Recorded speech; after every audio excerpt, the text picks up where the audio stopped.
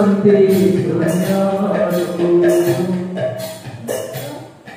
अणाकार ब्रह्म स्वयं अणअक्षर होई तळकु खसछन तेरे से केमिति मात्राक्षर नाही निसबते थाई मात्राक्षर नाही निसबते थाई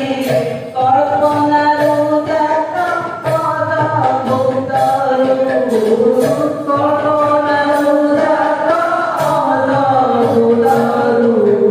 सखीलो आसी शांति दुनियारू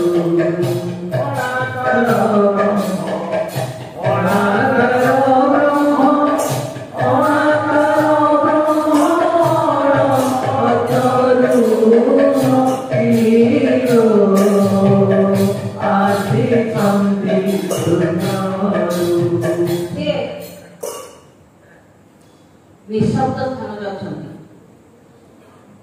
ताकर कोनोसी मात्रा नाही से गोटे अक्षर भी नहंती मात्रा नहंती के अक्षर नहंती किंतु तांको कल्पनारु तांको निकट रे एक अद्भुत भाव सृष्टि हेबारु से हठात तळको खसुछन एबे केमिति खसुछंती सळसरे जात अवना मुदित सळसरे जात अवना मुदित अष्टस्वर मात्रा सेई भागलु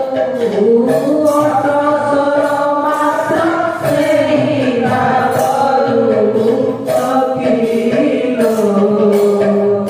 आसी शांति दुनियारू अनाकार ब्रह्म अनाकार ब्रह्म अनाकार ब्रह्म अनाकारो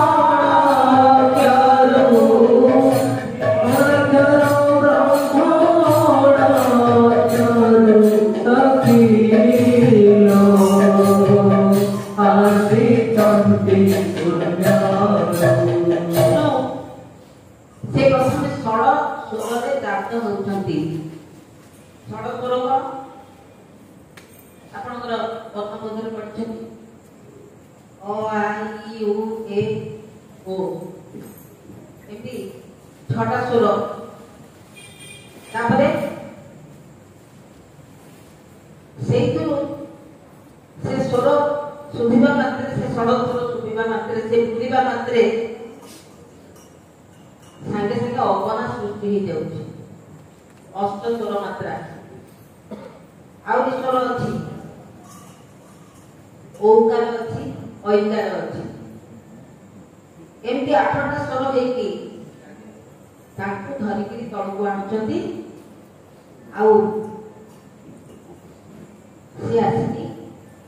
अण अक्षରରେ परिणत होउछंती तेणु ए ठाकुर के महासुनित्य गुरु ब्रह्म मूर्ति हिंदी विजय करे आपण माने देखुछंती के पूरा शून्य जहां रूप नाही से अरूप रूप थिले आमे त घर पकाते गुण थिले से गुण को बारी के आमे नै तांग पाखे पहुंचा तांकर रूप नाही गुण नाही किछि नाही से पूरा शून्य तेरे तांग करियो केमती से कहउछंती से महाशून्य जो भी होची महानित्य और नित्य मध्यवर्ती स्थान सेही स्थान रे से रूपांतरित होउछंती रूपकरण होउछंती केमिति निजे गुरु ब्रह्म गुरु दिए गुणातीत रूपवर्तित रूप नाही गुण नाही सेही गुरु दिए से होउछंती ब्रह्म सेही होउछंती शून्य अरूप सेही होउछंती निर्गुण सेही होउछंती गुरु से कहउछंती सेही एका महागुरु विजय शून्य मंदिर सेही एका महागुरु विजय शून्य मंदिर भगवान नितान